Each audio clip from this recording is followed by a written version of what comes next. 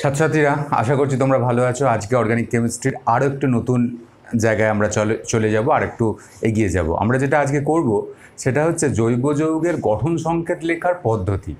অর্থাৎ একটা জৈব যৌগকে আমরা স্ট্রাকচারাল ওয়েতে কীভাবে আমরা প্রকাশ করতে পারি, তো সেই পদ্ধতিগুলো কিন্তু আমরা দেখব আজকে। অর্থাৎ আজকে যেটা আলোচনা হবে সেটা হচ্ছে জৈব যৌগের গঠন সংকেত লেখার বিভিন্ন পদ্ধতি। জৈব যৌগের গঠন সংকেত লেখার বিভিন্ন পদ্ধতি। গঠন সংকেত লেখার পদ্ধতি। দেখো, এক্ষেত্রে আমরা একটা জৈব যৌগকে কীভাবে কত রকমভাবে প্রকাশ করা যেতে পারে সেইটা নিয়ে আমরা কিন্তু আজকে আলোচনা করব। এবং দেখো, প্রথমত আমরা যেটা করব, প্রথমে যেটা করব সেটা হচ্ছে electron dot structure. Electron dot structure. তো ইলেকট্রন ডট স্ট্রাকচারের মধ্যে আমরা কীরকম করব, মনে করো ধরো মিথেন অণুর গঠনাকৃতি আমি দেখাবো। তো মিথেন অণুর গঠনাকৃতি যদি আমি দেখাই, তাহলে এই কার্বনটার 4টে ইলেকট্রনটাকে আমি এরকমভাবে দেখিয়ে দেবো। আর হাইড্রোজেন ইলেকট্রনটাকে আমি এরকমভাবে দেখাবো। হাইড্রোজেন এবং এই হাইড্রোজেনগুলো এই কার্বনের সঙ্গে এই হাইড্রোজেনের একটা ইলেকট্রন এরকমভাবে বন্ধন করে আছে, সেইটা দেখাবো আমরা। তো দেখো, এইটা হচ্ছে ইলেকট্রন ডট স্ট্রাকচারে যদি মিথেনকে দেখাই, তাহলে কিন্তু আমরা খালি ইলেকট্রন দিয়ে এই কার্বন এবং হাইড্রোজেনের মধ্যে বন্ধনটা আমরা প্রকাশ করব। এবং এটাকে লুইস ডট স্ট্রাকচার বলে, মানে লুইস বলে একজন বিজ্ঞানী এরকম স্ট্রাকচার করে দেখিয়েছিলেন। তো ইলেকট্রন ডট স্ট্রাকচারের মাধ্যমে আমরা মিথেনকে এরকমভাবে প্রকাশ করব। বুঝতে পেরেছ? তো দেখো, যদি আমরা ইথিলিনকে প্রকাশ করি, ইথিলিনটা কীরকম? ইথিলিন হচ্ছে এইরকম। ইথিলিন, এটা সি দেখালাম, এইদিকে হাইড্রোজেন, এইদিকে হাইড্রোজেন। দেখো, এটা হচ্ছে ইথিলিনের গঠন, C2H4 এর গঠন। ইথিলিন তোমরা জানো ডবল বন্ডের একটা কম্পাউন্ড। এটা হচ্ছে মিথেনের গঠন। তো ইলেকট্রন ডট স্ট্রাকচারে আমরা কিন্তু কেবলমাত্র ইলেকট্রনগুলোকে শো করাবো, কোনো বন্ধন আমরা দেখাবো না। তবে এইরকমভাবে দেখানোটা খুব কষ্টকর, এরকমভাবে ডট করে দেখানো সময় সাপেক্ষ, সুতরাং এরকমভাবে কিন্তু আমরা প্রকাশ করি না। এরকম ইলেকট্রন ডট স্ট্রাকচারে আমরা প্রকাশ করাটা আমাদের পক্ষে সম্ভব নয়, মানে আমরা প্রকাশ করি না, কারণ এটা সময় সাপেক্ষ এবং এটা কষ্টকরও বটে। সেই জন্য আমরা করি কি, ড্যাশ সংকেত। আমরা এর পরে যেটা করব এটা হচ্ছে ড্যাশ সংকেত বা dash structure. DASH dash structure বা ড্যাশ সংকেত। তো ড্যাশ সংকেতে আমরা কিন্তু বন্ডকে শো করাবো। এখানে যে যেমন ইলেকট্রন জোড়টাকে শো করাচ্ছিলাম, ড্যাশ সংকেতে আমরা পুরো বন্ডটাকে শো করাবো ড্যাশ দ্বারা। এই ড্যাশ, এখানে একটা ড্যাশ, এখানে একটা ড্যাশ, এখানে একটা ড্যাশ, এখানে একটা ড্যাশ, এবং প্রত্যেকটা ড্যাশ দিয়ে আমি এখানে হাইড্রোজেন দিয়ে দিলেই মিথেনের স্ট্রাকচার হয়ে যাবে, মিথেনের গঠন। এটা যে ড্যাশ স্ট্রাকচারে আমরা কিন্তু বন্ড শো করাবো, মানে এখানে কি করা, ড্যাশ স্ট্রাকচারে বন্ধন দেখানো হয়। আমি এখানে একটা কথা লিখে রাখছি যে ড্যাশ স্ট্রাকচারে বন্ধন দেখানো হয়। যেমন ধরো, এইটা যদি আমি করি C2H4, এর যদি বন্ধন দেখো তাহলে কী হবে, C ডবল বন্ড C, আর এদিকে একটা H, এদিকে একটা H, এদিকে একটা H, এদিকে একটা H। তো এটা হচ্ছে ড্যাশ স্ট্রাকচার। এখানে বন্ধনটা তুমি দেখাবে, তাহলে ড্যাশ স্ট্রাকচারটা কমপ্লিট হয়ে যাবে। তো এইরকমভাবে এটা হচ্ছে একটা গঠন সংকেত। এরকমভাবে কীভাবে গঠিত হয়েছে সেটা কিন্তু দেখানো যায় ড্যাশ স্ট্রাকচারের মাধ্যমে। এরপরে যেটা আমরা করব, কনডেন্স স্ট্রাকচারাল ফর্মুলা বা সংক্ষিপ্ত গঠন সংকেত। সংক্ষিপ্ত গঠন সংকেত, এটাকে আমরা সংক্ষিপ্ত গঠন সংকেত। তো এটাকে আমরা কীরকমভাবে দেখাই, এই মিথেনটাকে আমরা এরকম CH4 এরকমভাবে দেখিয়ে দিই। এর মানে হচ্ছে কার্বনের সঙ্গে হাইড্রোজেন যুক্ত আছে কটা, 4টে হাইড্রোজেন যুক্ত আছে। তো এটা সংক্ষিপ্ত গঠন সংকেত। আমরা এটা হচ্ছে এমনি গঠন সংকেত যে এদের মধ্যে কীরকম, কোথায় বন্ড আছে, কোথায় সিঙ্গেল বন্ড আছে, কোথায় ডবল বন্ড আছে, সেটা এই ড্যাশ স্ট্রাকচারের মাধ্যমে আমরা বুঝতে পারবো। কিন্তু সংক্ষিপ্ত গঠন সংকেতে আমরা এইরকম দেখাই। যেমন ধরো, ইথিলিনটাকে আমরা কীরকম দেখাই, ইথিলিনটাকে আমরা এরকম দেখাই, CH2 এরকম দেখাই। এটা হচ্ছে ইথিলিন, মানে C2H4টাকে CH2 দেখায়। বা তোমার এই কনডেন্স স্ট্রাকচারে সংক্ষিপ্ত গঠন সংকেতে এইরকমও দেখানো হয়, কিছু বন্ড দেখানো হয়, কিছু বন্ড দেখানো হয় না। যেমন ধরো CH2 ডবল বন্ড CH2, এরকমও দেখানো যেতে পারে। মানে কিছু বন্ধন দেখানো হবে, যেমন এই ডবল বন্ডটা দেখানো হয়েছে কিন্তু সিঙ্গেল বন্ডগুলো একটা দেখানো হয়নি। তো এইরকম যদি স্ট্রাকচার হয় তাহলে আমরা সংক্ষিপ্ত গঠন সংকেত বলবো। জিনিসগুলো একই, খালি রিপ্রেজেন্টেশন, প্রকাশ ভঙ্গিমাটা আলাদা আলাদা। যদি ধরো আমি অ্যাসিটিলিনকে প্রকাশ করি, অ্যাসিটিলিন মানে C2H2, অ্যাসিটিলিনকে যদি প্রকাশ করি এই কনডেন্সড স্ট্রাকচারাল ফর্মুলা দিয়ে, সংক্ষিপ্ত গঠন সংকেত দিয়ে, তাহলে কী হবে? C এর সঙ্গে ট্রিপল বন্ড C দেখিয়ে দাও, আর এই দিকে একটা H দেখিয়ে দাও, এই দিকে একটা H দেখিয়ে দাও, ব্যাস সংক্ষিপ্ত গঠন সংকেত হয়ে গেল। বুঝতে পারলে? তো এইরকমভাবেও কিন্তু আমরা দেখাতে পারি। আর এরপরে আরেকটা স্ট্রাকচার আছে, সেটা হচ্ছে bond line structure, bond line formula বা বন্ড লাইন সংকেত। তো আরেকটা আমরা যেটা করব সেটা হচ্ছে বন্ধন রেখা সংকেত বা bond line formula, bond line formula. এক্ষেত্রে এইটা লেখাটা খুব সোজা বন্ড লাইন ফর্মুলাটাতে। এক্ষেত্রে আমি তোমাদের এখানে কয়েকটা পয়েন্ট লিখাই, যে এক্ষেত্রে কার্বন ও হাইড্রোজেনকে দেখানো হয় না, কার্বন ও হাইড্রোজেনকে দেখানো হয় না। মানে আমরা যেমন এখানে কার্বন হাইড্রোজেনকে দেখতে পাচ্ছি, এখানে কার্বন হাইড্রোজেনকে দেখানো হয় না। এবং এটা জিগজ্যাগ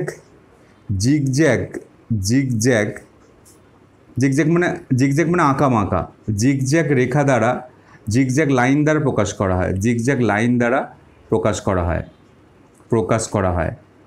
এটা হচ্ছে রেখা সংকেত, বন্ড লাইন ফর্মুলা বা আমরা বলতে পারি বন্ধন রেখা সংকেত। তো জিগজ্যাগ লাইন দ্বারা প্রকাশ করা হয়, কার্বন হাইড্রোজেনকে দেখানো হয় না। তো কার্বন হাইড্রোজেন বাদ দিয়ে অন্যান্য যেসব গ্রুপগুলো আছে সেই গ্রুপগুলো কিন্তু দেখানো হয়। কার্বন হাইড্রোজেন বাদ দিয়ে বাকি গ্রুপগুলোকে আমরা কিন্তু দেখাবো, বাকি গ্রুপগুলোকে কিন্তু এখানে এই ফর্মুলায় দেখানো হয়, বাকি গ্রুপগুলিকে দেখানো হয়। তো এইটা হচ্ছে বন্ড লাইন ফর্মুলা। দেখো বন্ড লাইন ফর্মুলাতে আমি তোমাদের এখানে দেখাচ্ছি, ধরো আমি মিথেন বা ইথেনকে প্রকাশ করব। ইথেনকে কীরকমভাবে প্রকাশ করব? দেখো এই ইথেনটাকে প্রকাশ করব এইরকম দ্বারা, ব্যাস লাইন হয়ে গেল ইথেন। এটা হচ্ছে ইথেন। কী করে ইথেন? এইখানে মনে করা হবে এই যে তুমি এই রেখাটা এঁকেছো, এই রেখার এইখানে একটা কার্বন আছে, এই রেখাটার এই দিকে একটা কার্বন আছে, এইটা হচ্ছে একটা কার্বন, আর এই দিকে একটা কার্বন আছে, এই দিকে একটা কার্বন আছে, এবং এই কার্বনের সঙ্গে যথাযথভাবে কিন্তু হাইড্রোজেন যুক্ত আছে। এবং এই কার্বনটা যদি মনে করো এখানে একটা কার্বন থাকে, তাহলে এই কার্বনটার একটা হাত দিয়ে সে আরেকটা কার্বনকে ধরেছে, এখানে এটাকে মনে করতে হবে এখানে একটা কার্বন আছে, এখানে একটা কার্বন আছে, এবং এই কার্বনটার একটা যোজ্যতা দিয়ে এই কার্বনটাকে সঙ্গে বন্ড করেছে। তাহলে এই যে কার্বনটার কটা হাত খালি? 3টে হাত খালি। সেই 3টে হাতে কী আছে? হাইড্রোজেন আছে। তো এইটাকে আমরা এরকমভাবে বন্ধন রেখা আমরা তো এরকম ড্যাশ লাইন দিয়ে দেখিয়ে দেবো। তো ড্যাশ লাইন দিয়ে দেখিয়ে দিলেই হবে। তাহলে দেখো আমরা যদি ইথেনকে যদি দেখানো হয়, ইথেন মানে কি? দেখো ইথেন মানে হচ্ছে CH3, এটা তো ইথেনের সংকেত, CH3। তো এটাকে যদি আমি দেখাই CH3কে যদি বন্ড লাইন স্ট্রাকচার দিয়ে দেখি, তাহলে খালি একটা এরকমভাবে টেনে দাও, এদিকে একটা কার্বন, এদিকে এর সঙ্গে মানে যদি এইদিকে একটা CH3, আর এদিকে এইখানে একটা কার্বন, এই কার্বনের সঙ্গে আরও 3টে হাইড্রোজেন যুক্ত আছে, এটা হয়ে গেল। যেমন ধরো আমি যদি প্রোপেনকে দেখাই, প্রোপেন মানে কি? CH3, CH2, CH3, 3টে কার্বন বিশিষ্ট অ্যালকেন, প্রোপেনের নাম। তো প্রোপেনকে আমরা যদি বন্ড লাইন স্ট্রাকচার দিয়ে দেখাই, তাহলে কীরকম দেখাবো? 3টে কার্বন এরকম জিগজ্যাগ হয়েতে একটা, এটা হচ্ছে প্রোপেন, এইটা এখানে একটা কার্বন আছে, এখানে একটা কার্বন আছে, এখানে একটা কার্বন আছে, 3টে কার্বনকে আমি প্রকাশ করলাম, 3টে কার্বন আছে। আর সংশ্লিষ্ট হাইড্রোজেনও কিন্তু এখানে আছে। সংশ্লিষ্ট এখানে কটা হাইড্রোজেন থাকবে? দেখো কার্বনের এখানে যদি একটা কার্বন থাকে, সেই কার্বনের একটা হাত ব্লক, তাহলে কার্বনের যদি 4 হয়, তাহলে 3টে হাত খালি আছে, 3টে হাত খালি আছে মানে এই কার্বনটার সঙ্গে 3টে হাইড্রোজেন যুক্ত আছে। বুঝতে পারলে? এইখানে যে কার্বনটা আছে তার 2টো হাত ব্লক, তার 2টো যোজ্যতা ফিল আপ হয়ে গেছে। তাহলে কটা যোজ্যতা বাকি আছে? 2টো যোজ্যতা বাকি আছে। সেই 2টো যোজ্যতা কি? এই H দ্বারা ফিল আপ হবে। আর এই দিকে যেটা আছে সেটাতে কার্বন আছে, এই কার্বন আছে এই পয়েন্টটাতে, কার্বনের সঙ্গে কার্বনের একটা যোজ্যতা খালি ফিল আপ হয়েছে, আরও 3টে যোজ্যতা বাকি, সেখানে CH3 আছে। তো এইটাই হচ্ছে, এটাকে আমরা বলবো প্রোপেন। বুঝতে পারলে? তো আরও কয়েকটা আমি স্ট্রাকচার দেখাই, আরও কয়েকটা স্ট্রাকচার দেখালে আরও পরিষ্কার হয়ে যাবে। দেখো এটা তোমরা নিশ্চয়ই এটা দেখে নেবে। তো আরও একটা স্ট্রাকচার দেখাই, তাহলে আরও ক্লিয়ার হয়ে যাবে বন্ড লাইন স্ট্রাকচার। যেমন ধরো যদি আমরা বিউটেন প্রকাশ করি, বিউটেন মানে কি CH3 CH2 CH2 CH3, যদি ধরো এইটাকে বন্ড লাইন ফর্মুলা দিয়ে যদি দেখাতে চাই, দেখো এইটা বিউটেন, এগুলো সম্বন্ধে আমরা পরে জানবো, কিন্তু তোমাকে যদি এইটাকে যদি বন্ড লাইন স্ট্রাকচার দিয়ে দেখানো যায়, 4টে কার্বনকে দেখাতে হবে জিগজ্যাগ ওয়েতে লাইন দ্বারা, 1টা 2টো 3টে 4টে, ব্যাস 4টে কার্বন হয়ে গেলে জিগজ্যাগ লাইন দ্বারা। তাহলে এইটা হচ্ছে বিউটেন। আমি বলেছি বন্ড লাইন স্ট্রাকচারে কার্বন ও হাইড্রোজেনকে দেখানো যাবে না, কার্বন ও হাইড্রোজেনকে দেখানো যাবে না। এটা হচ্ছে বিউটেন, এটার নাম হচ্ছে বিউটেন। এরকমভাবে আমি দেখাতে পারি বিউটেন, খালি এখানে তুমি বন্ড লাইন স্ট্রাকচার রেখে দাও তাহলেই হয়ে যাবে। যেমন ধরো এবার আমরা করবো ইথিলিন। ইথিলিনটা কীরকম? ইথিলিনের সংকেত কি CH2 ডবল বন্ড CH2। তো একে কীরকমভাবে প্রকাশ করবো? দুটো কার্বনের জন্য আমি এই দিকে একটা রেখা টানলাম, এই দিকে একটা কার্বন আছে, এই দিকে একটা কার্বন আছে, আর এর মধ্যে ডবল বন্ড আছে বলে আমি এই দিকে আরেকটা রেখা টানলাম, ব্যাস ইথিলিন হয়ে গেল। বুঝতে পারলে? এখানে যে কার্বনটা আছে তার দুটো হাত ব্লক, তাহলে সুতরাং আরও দুটো হাত খালি আছে, সেই দুটো হাতে হাইড্রোজেন ঢুকবে। এখানে যে কার্বন আছে তার দুটো হাত এখানে যোজ্যতা করেছে, সুতরাং আরও দুটো যোজ্যতা খালি আছে, সেটাকে হাইড্রোজেন যুক্ত হয়ে যাচ্ছে। এটা হচ্ছে ইথিলিন, ইথিলিনের সংকেত হয়ে গেল। যদি আমি করি দেখো CH triple bond CH acetylene, তাহলে কীরকমভাবে লিখবো? এরকমভাবে করে দেবো, এখানে 3টে বন্ড দিয়ে দেবো, ব্যাস হয়ে গেল। এটা হচ্ছে অ্যাসিটিলিনের সংকেত। আমরা এরকমভাবে প্রকাশ করতে পারি অ্যাসিটিলিন, এটা হচ্ছে অ্যাসিটিলিনের সংকেত। তো এইরকমভাবেই আমরা কিন্তু প্রকাশ করে থাকি। এটাকে সমান সমানও করতে পারো, তাতে কোনো অসুবিধা নেই। সমান সমান রেখা 3টে এরকম রেখা করে দিতে পারো। 3টে রেখা মানে 3টে বন্ড। এখানে এই দিকেও একটা কার্বন আছে, প্রান্তেও একটা কার্বন আছে, এই দিক প্রান্তেও একটা কার্বন আছে। বুঝতে পারলে? ধরো এইরকম বলেছে, ধরো এইটা করলে, তো আমি এইটা একটু সময় নিয়ে একটু দেখাচ্ছি তোমাদের।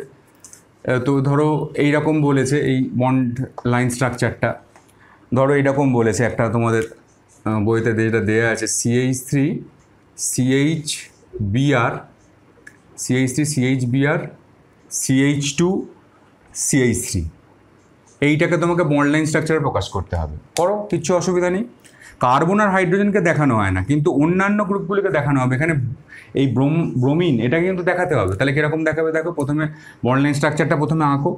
দেখো এইরকম করছি আমি, এইরকম যেরকম জিগজ্যাগ ওয়েতে কটা আছে? 1টা 2টো 3টে 4টে কার্বন, 1টা 2টো 3টে আর এখানে একটা 4টে, ব্যাস হয়ে গেল এটা দেখানো।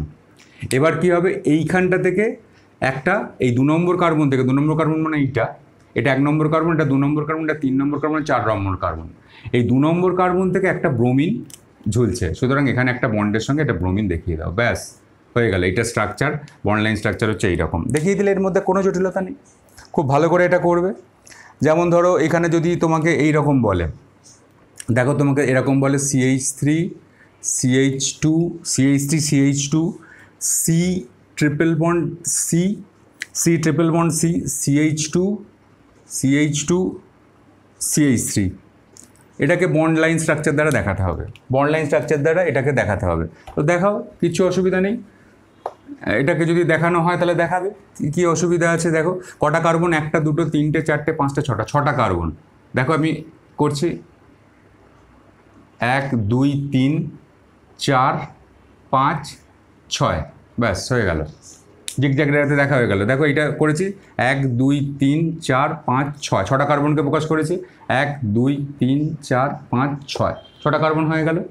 এবার দেখো এইখানে কত নম্বর কার্বনের সঙ্গে ট্রিপল বন্ড আছে? 1 2 3 নম্বর কার্বনের সঙ্গে, মানে এখানে 1 2 3 এই কার্বনটার সঙ্গে ট্রিপল বন্ড আছে, সুতরাং এইখানে ডবল বন্ড, এই একটা ট্রিপল বন্ড, ব্যাস হয়ে গেল স্ট্রাকচার। তো এইরকমভাবে কিন্তু আমরা প্রকাশ করতে থাকতে পারি, এরকমভাবে এটা বন্ড লাইন স্ট্রাকচার আমরা এরকমভাবে প্রকাশ করে থাকতে, এটা একটা ইজি ওয়েতে আমরা কিন্তু এরকমভাবে প্রকাশ করতে পারি। এই হচ্ছে আমাদের জৈব যৌগের গঠন সংকেত লেখার নানা রকম পদ্ধতি, এটা ভালো করে করবে। এরপর আমরা মূলত 4টে আমি পদ্ধতি দেখালাম, 4টে পদ্ধতি ভালো করে, প্রথম পদ্ধতিটা বাদ দিয়ে বাদবাকি সব পদ্ধতিগুলোই একটু দেখে যাবে, জাস্ট কনসেপ্টটা এটা করবে, ঠিক আছে। এরপরে যেটা আমরা করব, জৈব অণুর ত্রিমাত্রিক উপস্থাপনা। অর্থাৎ দেখো আমাদের জৈব যে অণুগুলো তার ত্রিমাত্রিক মানে 3 ডাইমেনশনাল স্পেস, তারা তো 3 ডাইমেনশনাল স্পেসে বিন্যস্ত থাকে, সেই 3 ডাইমেনশনাল স্পেসটা আমরা খাতার মধ্যে আমরা কীভাবে প্রকাশ করব? দেখো এই যে বোর্ড খাতা এগুলো তো 2 ডাইমেনশনাল। এবার জৈব যৌগের যখন ত্রিমাত্রিক গঠনাকৃতি দেখাবো, অর্থাৎ যখন আমরা 3 ডাইমেনশনাল স্পেসে যখন প্রকাশ করতে চাইবো কোনো একটা 2 ডাইমেনশনাল স্পেসে, তাহলে আমরা সেটাকে সেই অণুগুলোকে কীভাবে আমরা গঠনটা দেখাবো সেটা আমরা আলোচনা করব।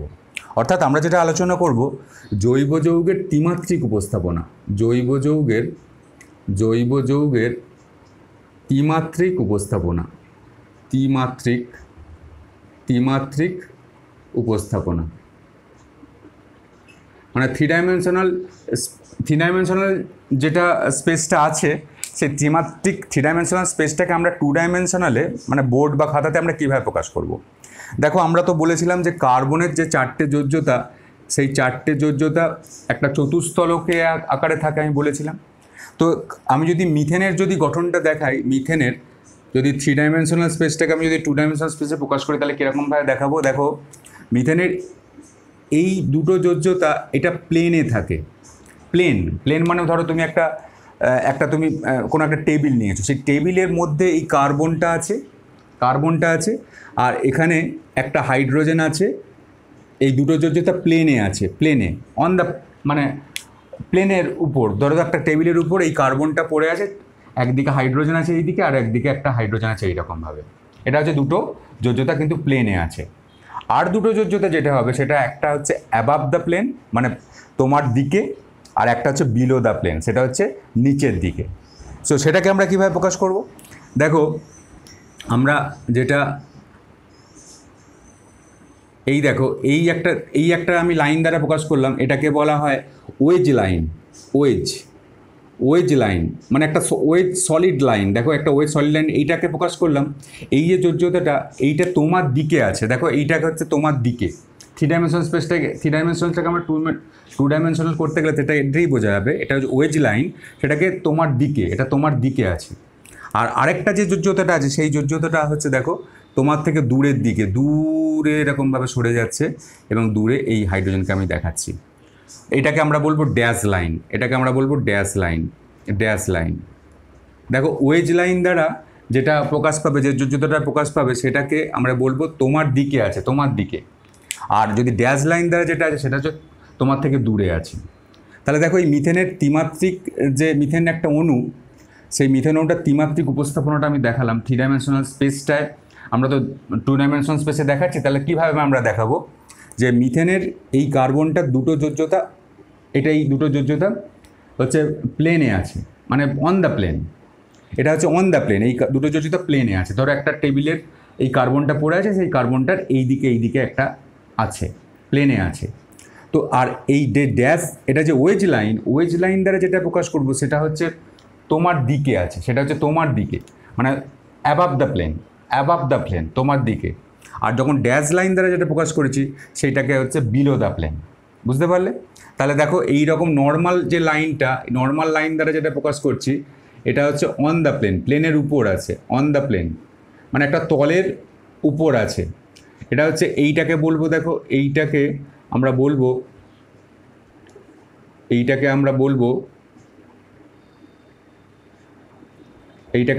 ওয়েজ লাইন, এটাকে আমরা বলবো ওয়েজ লাইন। তো এই ওয়েজ লাইনটা এইটাকে এরকম আছে, এই ওয়েজ লাইনটা এটা হচ্ছে অ্যাবাভ দ্য প্লেন মানে তোমার দিকে, অ্যাবাভ দ্য প্লেন প্লেনের উপরের দিকে। আর এই ডট লাইনটা যেটা আমি দেখতে পাচ্ছি, ডট লাইন মানে ড্যাশ লাইন, এটা হচ্ছে বিলো দ্য প্লেন মানে তোমার থেকে দূরের দিকে বা প্লেনের নিচের দিকে আছে। তো এই 3 ডাইমেনশনালটাকে আমরা যদি 2 ডাইমেনশনালে প্রকাশ করি তাহলে কিন্তু আমরা এরকমভাবে প্রকাশ করব এবং এটাকে বলবো ফ্লাইং ওয়েজ পদ্ধতি। এটা ফিশার নামের একজন বিজ্ঞানী বলে গেছিলেন। তো ফিশার নামে একজন বিজ্ঞানী এখানে বলেছেন। তো এটা আমরা পরে শিখব যে ফ্লাইং ওয়েজ পদ্ধতি বা ড্যাশ ওয়েজ পদ্ধতির মাধ্যমে আমরা কিন্তু মিথেন অণুটাকে এরকমভাবে প্রকাশ করে থাকি। বুঝতে পারলে? এরকমভাবে প্রত্যেকটা অণুকেই প্রকাশ করা যায়, অ্যালকেন গোত্রীয় প্রত্যেকটা অণুকে এরকমভাবে প্রকাশ করা যায়। শুধু তোমরা একটু এইটা খেয়াল রাখবে যে এইটা হচ্ছে ওয়েজ লাইন, এই ওয়েজ লাইন এটাকে বলবো আমরা ওয়েজ লাইন, এটা সলিড ওয়েজ, একটা ওয়েজ লাইন বলবো, ওয়েজ লাইন।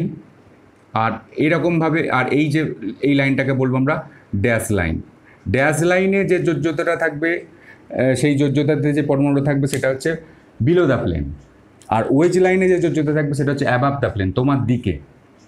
আর এই নর্মাল যে রেখা দ্বারা আমরা যেটা প্রকাশ করবো সেটা হচ্ছে অন দ্য প্লেন, অর্থাৎ কার্বন যে প্লেনে আছে সেই হাইড্রোজেন দুটো সেই প্লেনেই আছে, আর এই হাইড্রোজেনটা অ্যাবাভ দ্য প্লেন আর এই হাইড্রোজেনটা বিলো দ্য প্লেন। নিশ্চয়ই বুঝতে পেরেছ। তো এই জায়গাটা আমরা করলাম। এরপরে যে টপিকটা আলোচনা করব সেটা হচ্ছে কার্বন শৃঙ্খলের ভিত্তিতে জৈব যৌগের শ্রেণীবিভাগ। দেখো এটা আমরা আলোচনা করব, এটা একদম সিম্পল আলোচনা। কার্বন শৃঙ্খলের ভিত্তিতে জৈব যৌগের শ্রেণীবিভাগ। কার্বন শৃঙ্খলের ভিত্তিতে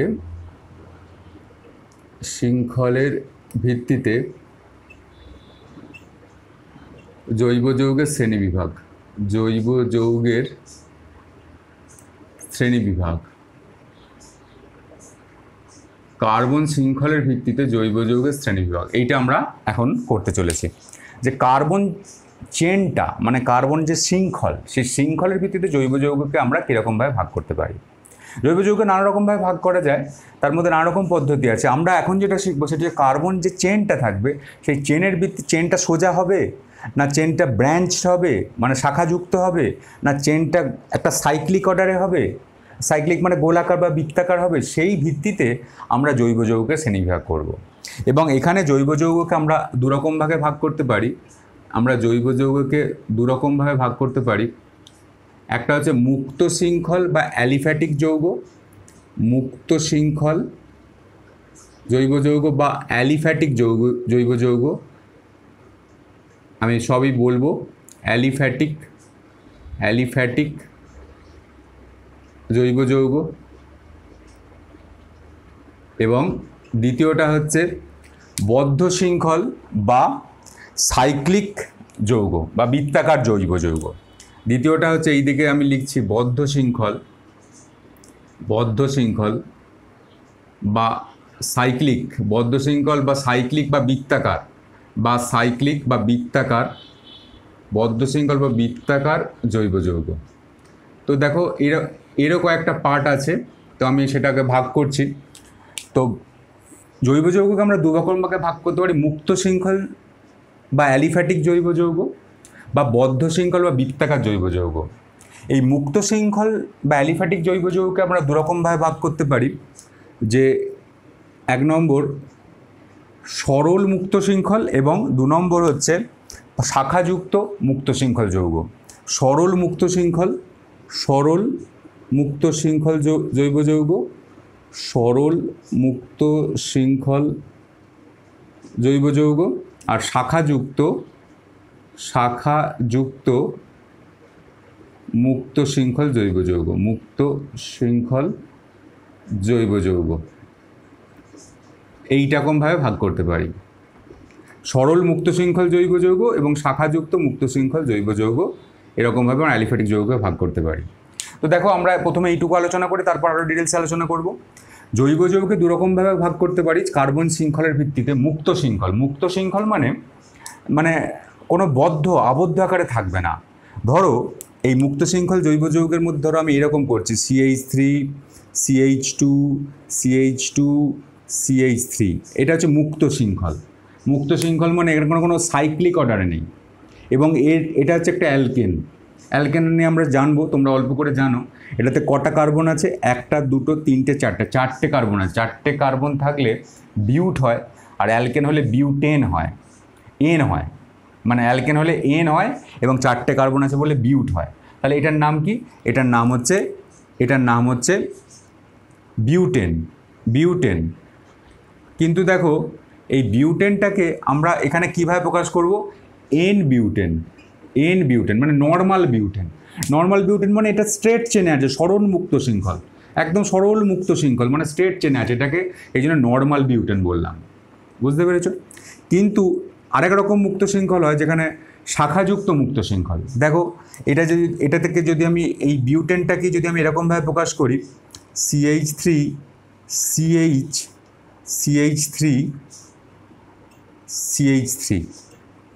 এইটা CH3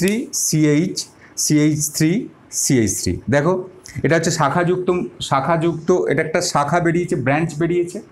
তো এইটাকে আমরা বলবো, এটাকে কি বলবো, এটাকে আমরা বলবো শাখাযুক্ত মুক্ত শৃঙ্খল জৈব যৌগ। এখানে কিন্তু সাইক্লিক নয়, মানে শাখা মুক্ত শৃঙ্খলই, কিন্তু এটার মধ্যে একটা শাখা আছে। এবং এটাও দেখো, এটা হচ্ছে বিউটেন। দেখো এই বিউটেন মানে এদের সাধারণ সংকেতটা কি, এটা হচ্ছে অ্যালকেন গোত্র। তো অ্যালকেন গোত্রের সাধারণ সংকেত হয়, তোমরা ক্লাস 10-এ পড়েছো, এটা আমরা এর পরেও পড়বো, CnH2n+2। তাহলে C যদি 4 হয় তাহলে H কত হবে? C যদি 4 হয় H হবে 10, তাই তো? এটা হচ্ছে বিউটেন। দেখো নর্মাল বিউটেনটাকে দেখো, C 4টে কার্বন, আর হাইড্রোজেন কটা? 3 আর 2 5, 6 7 8 9 10। এবার এটাতে বিউটেন, কিন্তু এটাতে আমি N বিউটেন কেন লিখলাম? কারণ এখানে N বিউটেন লিখলাম কারণ এটা সরল মুক্ত শৃঙ্খল, মানে কোনো শাখা নেই। আর এটাকে আমি লিখলাম, এটাকে কি লিখবো দেখো, এটাকে আমি লিখবো এই আইসোবিউটেন। এটাও বিউটেন, কিন্তু এটাকে আমি বলবো আইসোবিউটেন। আইসোবিউটেনটা কি? আইসোবিউটেন হচ্ছে শাখাযুক্ত মুক্ত শৃঙ্খল জৈব যৌগের উদাহরণ। এবং দেখো কেন বিউটেন, কেন দেখো এখানেও চারটে কার্বন আছে, 1 2 3 4, 4টে কার্বন আছে। আর হাইড্রোজেন দেখো 10টা আছে, 3 3 6 7 8 9 10। এটাকে আমরা বলবো আইসোবিউটেন। এবং আইসোবিউটেন হচ্ছে শাখাযুক্ত মুক্ত শৃঙ্খল জৈব যৌগের উদাহরণ। বুঝতে পেরেছো? আর এই যে গ্রুপটা, এই গ্রুপটাকে আমরা বলবো আইসো গ্রুপ। মনে থাকে জানো, এই গ্রুপটাকে আমরা বলবো আইসো গ্রুপ। এই গ্রুপটা হচ্ছে আইসো গ্রুপ, আমরা বলবো এই গ্রুপটাকে আমরা বলবো আইসো গ্রুপ। অর্থাৎ সেকেন্ড কার্বনের সঙ্গে যখন কোনো মিথাইল গ্রুপ যুক্ত থাকবে তখন তাকে আমরা বলবো আইসো গ্রুপ। এই গ্রুপটার নাম হচ্ছে আইসো গ্রুপ। আইসো বসানোর পরে কটা কার্বন আছে দেখো, 1 2 3 4, 4টে কার্বন আছে, সেই জন্যে আইসো এখানে, এবং 4টে কার্বন সিঙ্গেল বন্ড দ্বারা যুক্ত আছে, তাহলে এটার নাম হচ্ছে আইসোবিউটেন। এবার এই যে গ্রুপটা, এই গ্রুপটাকে আমরা বলবো আইসো গ্রুপ। বুঝতে পারলে? তাহলে এটার নাম হচ্ছে আইসোবিউটেন। এবার দেখো, যদি আরেকটা শাখা করতে চাও তাহলে শাখা করতে পারো। মানে তোমার ধরো আইসোবিউটেন, তাহলে এই শাখাযুক্ত আরেকটা তুমি যদি দেখাও তাহলে সেরকম হতে পারে। দেখো তাহলে নিশ্চয়ই আমি সরল মুক্ত শৃঙ্খল জৈব যৌগ বুঝতে পারলে, যেটা স্ট্রেট চেনে থাকবে। আর শাখাযুক্ত মুক্ত শৃঙ্খল জৈব যৌগ মানে তোমার এক বা একাধিক শাখা থাকবে। এবার চলো, আমি এটাতে একটা শাখা করেছি, আমি আরেকটা এক্সাম্পল দেখেছি যেখানে দুটো শাখা আছে। সেখানে দুটো শাখা হলে তোমাদের কিন্তু আরও বুঝতে সুবিধা হবে। দুটো শাখা আছে, ধরো CH3 CH3 এইটা দেখো, আমি এখানে কিছু করিনি। এইখান থেকে এইটার মধ্যে একটাই তফাৎ করেছি, এখানে এইচের জায়গায় একটা CH3 গ্রুপ বসিয়েছি। তো দেখো এটা হচ্ছে দুটো শাখা। তাহলে এটা কোন গোত্রের মধ্যে পড়বে? এটা মুক্ত শৃঙ্খল, অবশ্যই মুক্ত শৃঙ্খল, অ্যালিফ্যাটিক মুক্ত শৃঙ্খল বা অ্যালিফ্যাটিক জৈব যৌগ। কারণ এখানে কোনো চেন নেই, চেন বলতে কোনো সাইক্লিক চেন নেই, কোনো বদ্ধ শৃঙ্খল এখানে নেই। সুতরাং এটা একটা অ্যালিফ্যাটিক জৈব যৌগ এবং মুক্ত শৃঙ্খল জৈব যৌগ। এবং এর নাম কি হবে? এর নাম দেখো, এইখানে যদি এই কার্বনটার সঙ্গে যদি একটা CH3 গ্রুপ যুক্ত থাকে, সেকেন্ড কার্বনের সঙ্গে যদি একটা CH3 গ্রুপ যুক্ত থাকে, তোমরা নোট করবে, সেকেন্ড কার্বনের সঙ্গে যদি একটা CH3 গ্রুপ যুক্ত থাকে তার নাম হচ্ছে আইসো। আর সেকেন্ড কার্বনের সঙ্গে যদি দুটো CH3 গ্রুপ যুক্ত থাকে তাহলে তার নাম হবে নিও। এইখানে এই গ্রুপটা দেখো, সেকেন্ড কার্বনটার সঙ্গে এই যে 1 নম্বর 2 নম্বর, এই সেকেন্ড কার্বনটার সঙ্গে কটা CH3 গ্রুপ যুক্ত আছে? দুটো CH3 গ্রুপ যুক্ত আছে, সেই জন্যে এর নাম হচ্ছে নিও। তাহলে এটা আমি বলবো এটার নাম হচ্ছে নিও। এবার দেখো মোট কটা কার্বন আছে? 1 2 3 4 5, 5টা কার্বন আছে। তাহলে এখানে 5টা কার্বন মানে পেন্ট, 5 থাকলে পেন্ট, আর এখানে যেহেতু সিঙ্গেল বন্ড দ্বারা যুক্ত আছে তাহলে N, তাহলে এটার নাম হবে নিওপেন্টেন। এর নাম হবে নিওপেন্টেন। বুঝতে পারলে? এটা কিন্তু একটা শাখাযুক্ত মুক্ত শৃঙ্খল জৈব যৌগ। এটাতে দুটো শাখা আছে এবং এটাতে একটা শাখা আছে। যদি সেকেন্ড কার্বনের সঙ্গে যদি একটা কোনো মিথাইল গ্রুপ যুক্ত থাকে তাহলে নাম হচ্ছে আইসো কথাটা বসাবে এবং তারপর কার্বন সংখ্যা গুনবে, কার্বন সংখ্যা গুনে তারপরে যদি সিঙ্গেল বন্ড দ্বারা যুক্ত থাকে তাহলে লাস্টে এন বসিয়ে দেবে। তাহলে এটার নাম হচ্ছে আইসোবিউটেন। আর এটা হচ্ছে যদি দুটো শাখা থাকে তাহলে নিও কথাটা বসাবে, সেকেন্ড কার্বনের সঙ্গে যদি দুটো সিএইচটি গ্রুপ যুক্ত থাকে তাহলে নিও কথাটা বসাবে, এবং নিওর সঙ্গে তারপর কার্বন সংখ্যা গুনবে, কার্বন সংখ্যা 5 আছে এবং কার্বনগুলো পরস্পর সিঙ্গেল বন্ড দ্বারা যুক্ত, সেই জন্য এন যুক্ত করে দেবে। তাহলে এটার নাম হচ্ছে নিওপেন্টেন, এবং এই নিওপেন্টেন হচ্ছে শাখাযুক্ত মুক্ত শৃঙ্খল জৈব যৌগ। এবং এই ধরনের জৈব যৌগ যেখানে কোনো ব্র্যান্ড, যেখানে কোনো সাইক্লিক মানে শৃঙ্খল নেই, বদ্ধ শৃঙ্খল কিছু নেই, সেইগুলোকে আমরা বলবো অ্যালিফ্যাটিক জৈব যৌগ। এবং এই অ্যালিফ্যাটিক এই কথাটা এসছে অ্যালিফার বা চর্বি জাতীয় পদার্থ থেকে, চর্বি কথা থেকে অ্যালিফার থেকে এই অ্যালিফ্যাটিক জৈব যৌগ এসেছে। আমরা মুক্ত শৃঙ্খল জৈব যৌগ আর অ্যালিফ্যাটিক জৈব যৌগ একই, শুধু এই জায়গাটা আমরা একটু খেয়াল রাখবো, ঠিক আছে। এবার আমরা চলে আসি বদ্ধ শৃঙ্খল, তাহলে এইটা জায়গাটা নিশ্চয়ই বুঝতে পারলে। তো এবার আমরা চলে আসি বদ্ধ শৃঙ্খল বা বৃত্তাকার জৈব যৌগতে। বৃত্তাকার জৈব যৌগকে কয়েকটা ভাগে ভাগ করা যায়, এগুলো তোমরা ছোটো ছোটো করে নোট করে নেবে। যে কথাগুলো বললাম সেখানে এই আইসো কোন গ্রুপটা, নিও কোন গ্রুপটা, এই কথাগুলো একটু নোট করে নেবে, পরবর্তীকালে তোমাদের খুবই এটা কাজে লাগবে। দেখো, বদ্ধ শৃঙ্খল বা বৃত্তাকার জৈব যৌগকে আমরা মূলত দুই ভাগে ভাগ করতে পারি, যে হোমোসাইক্লিক এবং হেটেরোসাইক্লিক। হোমোসাইক্লিক, দেখো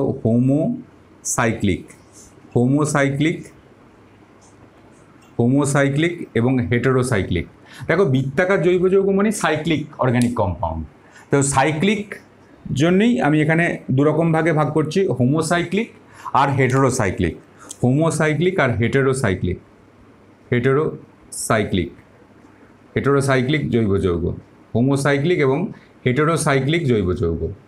তো হোমোসাইক্লিক জৈব যৌগ মানে কি? হোমোসাইক্লিক জৈব যৌগতে কী হবে, যে বদ্ধ শৃঙ্খল, হোমো মানে সেম, হোমো মানে এক, মানে একই ধরনের, যে বদ্ধ শৃঙ্খল যৌগে শুধুমাত্র কার্বন পরমাণু দ্বারা মানে বৃত্তটা তৈরি হবে, শুধুমাত্র কার্বন পরমাণু দ্বারা।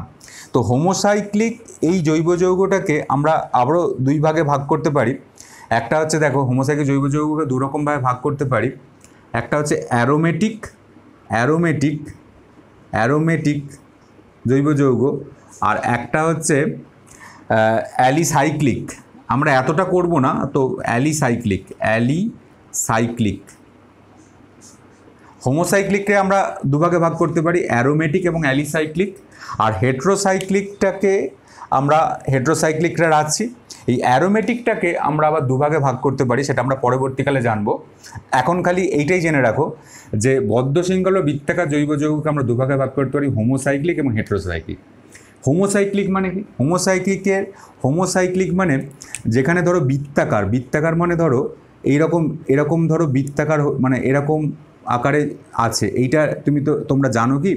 এরকম বৃত্তাকার আকারে যদি থাকে, তো এইরকম বৃত্তাকার আকারে যদি থাকে তাহলে সেটাকে আমরা বলবো, এরকম বৃত্তাকার আকারে এইরকম যদি স্ট্রাকচার হয় সেটা হচ্ছে বেনজিন, এটার নাম হচ্ছে বেনজিন। এবং এটা হচ্ছে হোমোসাইক্লিক জৈব যৌগ। হোমোসাইক্লিক মানে এখানে যে সাইকেলটা তৈরি হয়েছে, এখানে যে বৃত্তটা তৈরি হয়েছে, সেই বৃত্তটা কেবলমাত্র কার্বন দ্বারা গঠিত, মানে কার্বনের মধ্যে এখানে মানে বন্ডটা তৈরি হয়েছে। যেমন ধরো এই যে এটা লিখেছি বেনজিন, এই বেনজিনটাকে কীভাবে প্রকাশ হচ্ছে, এটা হচ্ছে C6H6। এটা আমরা পরে ডিটেলসে পড়ব। এই হোমোসাইক্লিক যে জৈব যৌগ সেটাতে এটাতে একটা বদ্ধ শৃঙ্খলটাকে দেখো, এইটাকে এরকমভাবে প্রকাশ করা হয়েছে। এইটার প্রকৃত ভঙ্গিমাটা হচ্ছে এইরকম প্রকাশ করার এটা CH double bond CH single bond CH double bond CH single bond CH double bond CH, অল্টারনেটে সিঙ্গেল বন্ড ডবল বন্ড। তাহলে দেখো, এটা হচ্ছে C6H6, কার্বন এখানে আছে 1 2 3 4 5 6টা, আর হাইড্রোজেন কটা আছে দেখো, 1 2 3 4 5 6, 6টা হাইড্রোজেন আছে। তাহলে এখানে, এবং এরা হচ্ছে রিং ফর্মেশন আছে, সাইক্লিক ফর্মে আছে, সুতরাং এরা হচ্ছে সাইক্লিক কম্পাউন্ড, মানে বদ্ধ শৃঙ্খল বৃত্তাকার জৈব যৌগ, সাইক্লিক অর্গ্যানিক কম্পাউন্ড। এবং এটা হোমোসাইক্লিক কেন? কারণ এখানে যে শৃঙ্খলটা আছে সেই শৃঙ্খলটা কেবলমাত্র কার্বন দ্বারাই যুক্ত হয়ে এই বদ্ধ শৃঙ্খলটা গঠন করেছে, সেই জন্য এটা হচ্ছে হোমোসাইক্লিক। বুঝতে পেরেছো? এবং এখানে এই হোমোসাইক্লিক এটাকে আমরা বলবো যে কেবলমাত্র কার্বন দ্বারা যুক্ত হয়ে যখন তৈরি করেছে সেটাকে আমরা বলবো হোমোসাইক্লিক যৌগ। এবং হোমোসাইক্লিক যৌগের মধ্যে এইটা হচ্ছে অ্যারোমেটিক জৈব যৌগ। অ্যারোমেটিক জৈব যৌগ মানে এর মধ্যে অ্যারোমেটিসিটি বা অ্যারোমেটিক ধর্ম পাওয়া যায়, যেটা আমরা পরবর্তীকালে পড়ব। এটা হচ্ছে অ্যারোমেটিক, হোমোসাইক্লিকের মধ্যে এটা হচ্ছে অ্যারোমেটিক। এই বেনজিন, এই C6H6, এটাকে বলবো আমরা বেনজিন। এটাকে আমরা কি বলবো? এটা হচ্ছে বেনজিন। এই বেনজিনটাকে আমি এরকমভাবে প্রকাশ করতে পারি, এইরকমভাবে প্রকাশ করতে পারি। তবে এইরকমভাবে প্রকাশ করাটা খুব কঠিন কাজ, এইরকমভাবে প্রকাশ করতে পারি। বুঝতে পারলে? এটা হচ্ছে বেনজিনটা হচ্ছে অ্যারোমেটিক। আর অ্যালিসাইক্লিক যৌগটা কি? অ্যালিসাইক্লিক যৌগটাতেও কি হবে দেখো, এখানেও সাইক্লিক ফর্মে থাকবে। যদি আমরা বন্ড দিয়ে করি, দেখো যদি বন্ড লাইন দিয়ে করি, বন্ড লাইন স্ট্রাকচার দিয়ে এরকমভাবে এইরকমভাবে আমি করে দিলাম। তো দেখো এইটাকে আমরা কি বলবো? এটাতে কটা কার্বন আছে? এটা বন্ড লাইন স্ট্রাকচার। কটা কার্বন আছে? এখানে 1 নম্বর কার্বন, এখানে একটা কার্বন, এখানে 2টো কার্বন, এখানে 3টে কার্বন, এখানে 4টে কার্বন। এটা কটা কার্বন? 4টে কার্বন আছে। তো 4টে কার্বন আছে বলে বিউটেন, তার নাম হবে বিউটেন। এটা সিঙ্গেল বন্ড দ্বারা যুক্ত বিউটেন, এবং এটা একটা সাইক্লিক ফর্মে আছে। সুতরাং এর নাম হচ্ছে সাইক্লোবিউটেন। এর নাম হচ্ছে সাইক্লোবিউটেন। এর নাম কি? এর নাম হচ্ছে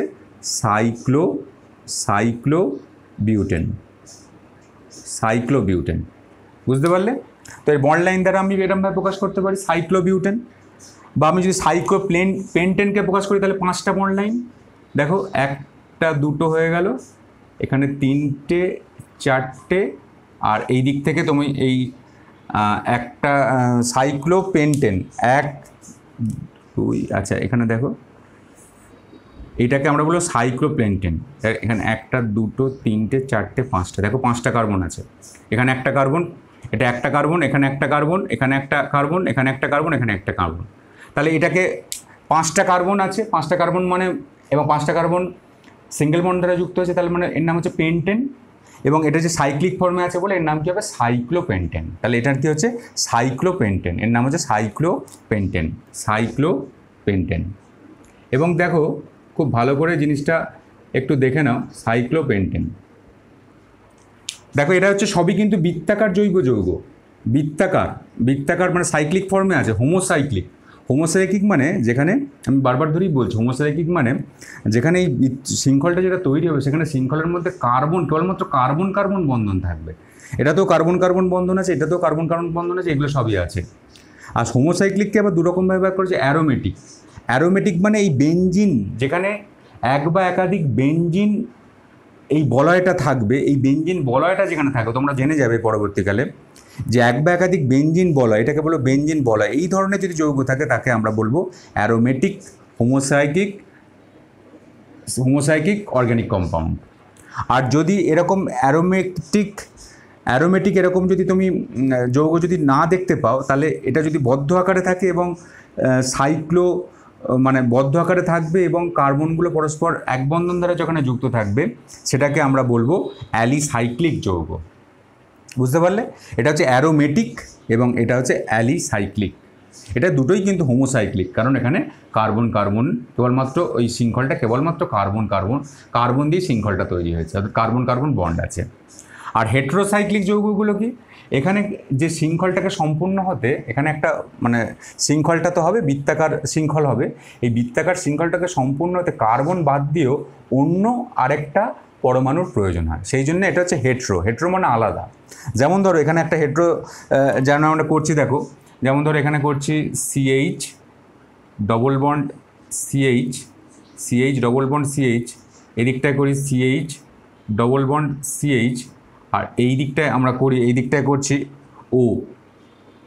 তো দেখো এখানে এটা বদ্ধ শৃঙ্খল যৌগ, বৃত্তাকার বা বদ্ধ শৃঙ্খল যৌগ, কিন্তু এখানে কার্বন কার্বন বন্ধন বাদ দিয়ে এখানে কিন্তু অক্সিজেন দ্বারা কিন্তু জুড়েছে।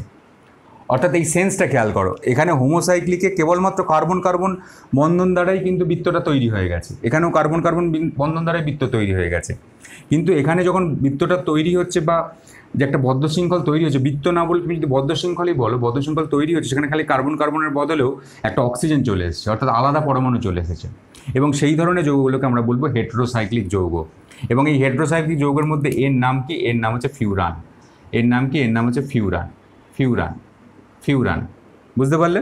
তো এই জায়গাগুলো করবে। এর ফিউরান আছে, পরবর্তীকালে আরও জেনে রাখবে। পিরিডিন আছে হেটেরোসাইকেল যৌগের মধ্যে, সেগুলো পরে আস্তে আস্তে করে করবে। কিন্তু আমাদের দেখো মূল জায়গাটা নিশ্চয়ই বুঝতে পেরেছো। আমাদের সব থেকে যেটা ভালো করে করতে হবে, দেখো এতগুলোর মধ্যে আমাদের যেটা আছে সেটা জৈব যৌগ। অ্যালিফ্যাটিক জৈব যৌগ মানে বুঝতে পেরেছো এখন ক্লিয়ার কনসেপ্ট। অ্যালিফ্যাটিক জৈব যৌগ মানে যেখানে কার্বন শৃঙ্খলে কোনো বদ্ধ অবস্থায় থাকবে না, মুক্ত অবস্থায় থাকবে। হয় সেটা স্ট্রেট চেন হবে, নাহলে শাখাযুক্ত চেন হবে। আর বদ্ধ শৃঙ্খলের মধ্যে আমরা মূলত মনে রাখবো অ্যারোমেটিক জৈব যৌগ। বদ্ধ শৃঙ্খল জৈব যৌগের মধ্যে অ্যারোমেটিক জৈব যৌগ মনে রাখবো, যেখানে একটা ক্লোজড চেন থাকবে, একটা সাইক্লিক চেন থাকবে। এবং সাইক্লিক চেনের একটা বড়, সব থেকে বড় উদাহরণ হচ্ছে বেনজিন। এটাও জৈব যৌগ এবং সাইক্লিক চেনের উদাহরণ থাকবে, সেটা হচ্ছে বেনজিন। আর বাদবাকি যেগুলো পড়ালাম সেগুলো তোমরা এখানে আমাদের মূলত এই অ্যালিফ্যাটিক আর অ্যারোমেটিক এই দুটো কথা খুব ভালো করে মনে রাখতে হবে। অ্যালিফ্যাটিক মানে হচ্ছে একদম সিম্পল স্ট্রেট চেন, সিম্পল সরল শৃঙ্খল বা শাখাযুক্ত শৃঙ্খল, এর মধ্যে কোনো বৃত্তাকার কোনো একটা রিং ফর্মেশন হবে না। আর বদ্ধ শৃঙ্খল বা বৃত্তাকার জৈব যৌগ রিং ফর্মেশন হবে, এবং সেই রিং ফর্মেশনের মধ্যে আরেকটা রিং ফর্মেশন যেগুলো হবে, সেই রিং ফর্মেশনের মধ্যে যদি শুধুমাত্র রিং ফর্মেশনটা শুধুমাত্র কার্বন দিয়ে হয় তাহলে সেটা হোমোসাইক্লিক। আর কার্বন বাদ দিয়েও যদি অক্সিজেন বা অন্য নাইট্রোজেন বা অন্য কিছু আসে সেটাকে হেটেরোসাইক্লিক। আর হোমোসাইক্লিক এর মধ্যে হচ্ছে অ্যারোমেটিক, যার মধ্যে মিনিমাম একটা বেনজিন রিং এরকম থাকবে যেসব যৌগের মধ্যে, তাদেরকে আমরা বলবো অ্যারোমেটিক। আর বেনজিন রিং বাদ দিয়ে যে যৌগগুলো আসছে এবং সেই যৌগগুলোর মধ্যে যে সাইকেলটা যেটা কমপ্লিট হচ্ছে, যেটা বৃত্তটা কমপ্লিট হচ্ছে, সেখানেও কার্বন কার্বন বন্ধন আছে, অন্য কোনো যৌগ নেই, সেটা হচ্ছে অ্যালিসাইক্লিক। আর হেটেরোসাইক্লিক হচ্ছে যেখানে বন্ধনটা কমপ্লিট করার জন্য কার্বন বাদ দিয়েও অন্য একটা পরমাণু চলে আসছে, সেটাকে হেটেরোসাইক্লিক যৌগ বলবো। বুঝতে পারলে? সুতরাং এইভাবেই আমরা ভাগটা করেছি। এরপর যেটা আমরা করব, দেখো সম্পৃক্ত এবং অসম্পৃক্ত জৈব যৌগ। এরপরে যেটা করব সম্পৃক্ত, তো কার্বন শৃঙ্খলের ভিত্তিতে জৈব যৌগের শ্রেণীবিভাগ, এটা আমরা কমপ্লিট করলাম।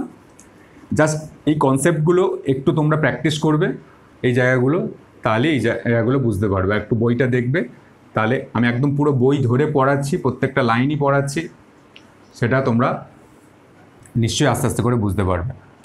সম্পৃক্ত আর অসম্পৃক্ত জৈব যৌগ, আমরা যেটা করব সম্পৃক্ত ও অসম্পৃক্ত জৈব যৌগ। সম্পৃক্ত মানে স্যাচুরেটেড ও অসম্পৃক্ত মানে আনস্যাচুরেটেড। সম্পৃক্ত ও অসম্পৃক্ত জৈব যৌগ, এইটা নিয়ে আমরা আলোচনা করব। দেখো সম্পৃক্ত জৈব যৌগ মানে কি? সম্পৃক্ত জৈব যৌগ মানে যেখানে কার্বন এবং কার্বনের মধ্যে সিঙ্গেল বন্ড থাকবে, সেটা হচ্ছে সম্পৃক্ত জৈব যৌগ।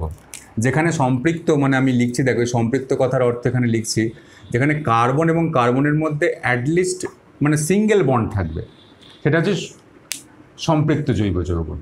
যেমন ধরো সম্পৃক্ত জৈব যৌগের মধ্যে এখানে এই কার্বনটার 3টে হাত খালি বলে 3টে হাত এরকম দেখালাম, এই কার্বনটার 3টে হাত খালি বলে এই 3টে হাত এইরকমভাবে দেখালাম। দেখো সম্পৃক্ত জৈব যৌগের মধ্যে কী হবে, যেখানে কার্বন কার্বন সিঙ্গেল বন্ড থাকবে সেখানে এবার দেখো যেমন ধরো উদাহরণটা আমি দেখাচ্ছি, দেখো এটা হচ্ছে সম্পৃক্ত হাইড্রোকার্বন, সম্পৃক্ত জৈব যৌগ। এর দেখো এটা সম্পৃক্ত, যেখানে কার্বন কার্বন সিঙ্গেল বন্ড আছে। এই কার্বন কার্বন যেখানে সিঙ্গেল বন্ড থাকবে তাকে আমরা বলবো সম্পৃক্ত জৈব যৌগ। বুঝতে পেরেছ? তো দেখো এরকমভাবে আমরা বলতে পারি এখানে সম্পৃক্ত জৈব যৌগ এরকম অনেক উদাহরণ আছে। যেমন ধরো ইথাইল অ্যালকোহল, ইথাইল অ্যালকোহলের মধ্যে দেখো CH3 CH2OH, এখানে কার্বন কার্বনের মধ্যে সিঙ্গেল বন্ড আছে, তাহলে এটা সম্পৃক্ত জৈব যৌগ। বুঝতে পারলে? আর অসম্পৃক্ত জৈব যৌগ মানে কি? অসম্পৃক্ত জৈব যৌগ মানে কি? যেখানে কার্বন কার্বন ডবল বন্ড থাকবে বা কার্বন কার্বন ট্রিপল বন্ড থাকবে, সেগুলোকে আমরা অসম্পৃক্ত জৈব যৌগ বলবো। কার্বন কার্বন যেখানে কার্বন এবং carbon to carbon double bond যেখানে থাকবে সেটা হচ্ছে অসম্পৃক্ত জৈব যৌগ। আর সম্পৃক্ত জৈব যৌগটা কী বলেছিলাম? যেখানে কার্বন কার্বন সিঙ্গেল বন্ড থাকবে, যেখানে কার্বন কার্বন সিঙ্গেল বন্ড থাকবে, এই যে বলে সিঙ্গেল বন্ড থাকবে। অসম্পৃক্ত জৈব যৌগে কার্বন কার্বন ডবল বন্ড থাকবে, সেটা অসম্পৃক্ত জৈব যৌগ বলবো। যেমন অসম্পৃক্ত জৈব যৌগ একটা উদাহরণ বলো, দেখো এইটা, এই কার্বন কার্বন এই যে এই দিকে যে বন্ড যোজ্যতারা যেটা খালি আছে সেটাকে আমি হাইড্রোজেন দ্বারা ফিল আপ করছি, আর এই দিকে কার্বনের যে যোজ্যতারা খালি আছে সেটাকে হাইড্রোজেন দ্বারা ফিল আপ করছি। এটা কি? এর নাম হচ্ছে ইথিলিন C2H4, এটা হচ্ছে অসম্পৃক্ত জৈব যৌগ। বুঝতে পারলে? তারপর দেখো আমি যদি করি এইরকম অ্যাসিটিলিন যদি করি, এখানে কার্বন কার্বন ট্রিপল বন্ড আছে, মানে কার্বন কার্বন ডবল বন্ড বা কার্বন কার্বন যদি ট্রিপল বন্ড হয় তাকে আমরা বলবো অসম্পৃক্ত জৈব যৌগ। এই কার্বনটার একটা হাত খালি, এটাকে আমি এরকম দেখাই, এই কার্বনটার একটা যোজ্যতা খালি এরকম দেখাই। সেই যোজ্যতাকে যদি আমি হাইড্রোজেন দ্বারা ফিল আপ করি, তাহলে যে জৈব যৌগটা পাবো তার নাম হচ্ছে অ্যাসিটিলিন, C2H2, এর নাম হচ্ছে অ্যাসিটিলিন। এই জৈব যৌগগুলো আমি নামকরণ করব, তোমরা এগুলো বেসিক জিনিস ক্লাস 10এই পড়েছো। C2H4 একটা অসম্পৃক্ত জৈব যৌগ, C2H2 একটা হচ্ছে অসম্পৃক্ত জৈব যৌগ। কেন C2H4 অসম্পৃক্ত জৈব যৌগ? কেন C2H4 মানে ইথিলিন? ইথিলিন কেন অসম্পৃক্ত জৈব যৌগ? কারণ এখানে কার্বন কার্বন ডবল বন্ড আছে। অ্যাসিটিলিন কেন অসম্পৃক্ত জৈব যৌগ? কারণ এখানে কার্বন কার্বন ট্রিপল বন্ড আছে। এখানে যে আমি করেছি, এইখানে এইটার নাম হচ্ছে ইথেন, CH3CH3। এই ইথেনটা কেন সম্পৃক্ত জৈব যৌগ? কারণ এখানে কার্বন কার্বন সিঙ্গেল বন্ড আছে। এটার নাম হচ্ছে ইথাইল অ্যালকোহল। ইথাইল অ্যালকোহল কেন সম্পৃক্ত জৈব যৌগ? কারণ এখানে কার্বন কার্বন সিঙ্গেল বন্ড আছে। তো এইটাকে আমরা বলবো সম্পৃক্ত এবং অসম্পৃক্ত জৈব যৌগ। নিশ্চয়ই বুঝতে পারলে। একটা কথা তোমাদের মনে রাখতে হবে যে কার্বন কার্বন ডবল বন্ড থাকতে হবে। কার্বন কার্বন কার্বন বাদ দিয়ে ধরো অ্যাসিটালডিহাইড, আমরা অ্যাসিটালডিহাইডের সংকেত হচ্ছে এইরকম, মানে অ্যালডিহাইডের সংকেত হচ্ছে এইরকম। অ্যাসিটালডিহাইড তোমরা ক্লাস 10-এ একটু হলেও পড়েছো, এটার নাম হচ্ছে অ্যাসিটালডিহাইড। তো অ্যাসিটালডিহাইডে তুমি দেখছো ডবল বন্ড আছে। তো ডবল বন্ড আছে মানে তুমি যদি বলে ফেলো যে এখানে এইটা হচ্ছে অসম্পৃক্ত জৈব যৌগ, না, অসম্পৃক্ত জৈব যৌগ নয়। অসম্পৃক্ত জৈব যৌগ হতে গেলে কার্বন কার্বন ডবল বন্ড থাকতে হবে। এখানে carbon to oxygen double bond না, carbon to oxygen double bond হলে কিন্তু অসম্পৃক্ত জৈব যৌগ হবে না, কার্বন কার্বন ডবল বন্ড হতে হবে। সুতরাং এটা কিন্তু অসম্পৃক্ত জৈব যৌগ নয়, মানে এটা হচ্ছে সম্পৃক্ত জৈব যৌগ। এটাকে তুমি সম্পৃক্ত সম্পৃক্ত জৈব যৌগ বলবে। কেন সম্পৃক্ত জৈব যৌগ? কারণ এখানে এই কার্বনটার সঙ্গে সিঙ্গেল বন্ড দ্বারা যুক্ত আছে, সেই জন্য এটা সম্পৃক্ত জৈব যৌগ। নিশ্চয়ই বুঝতে পেরেছ। তো দেখো, আমরা আজকে এই ডিটেলসে এইটুকু জিনিস আলোচনা করলাম।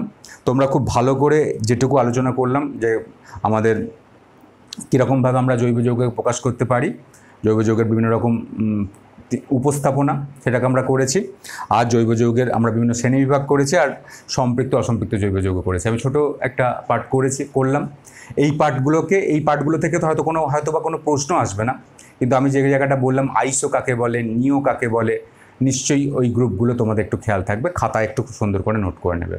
জৈব যৌগ তোমাদের ভালো করে শিখতেই হবে। আমি বারবার ধরে বলছি, এই চ্যাপ্টারটা তোমার একদম জৈব যৌগের ভিত। সুতরাং এই চ্যাপ্টারটায় কোনো রকম লেজি ভাব কিন্তু আসলে চলবে না। ভালো করে এটা করো, হার্ডওয়ার্ক করো, নিশ্চয়ই ফল পাবে। আজকে এই পর্যন্ত। এরপর নতুন ভিডিও নিয়ে, নতুন টপিকের ভিডিও নিয়ে আমি আসছি। ততক্ষণ তোমরা এটাকে খুব ভালো করে প্র্যাকটিস করো। আর যদি ভিডিও ভালো লাগে তাহলে লাইক করবে। ধন্যবাদ, তোমরা ভালো থাকো।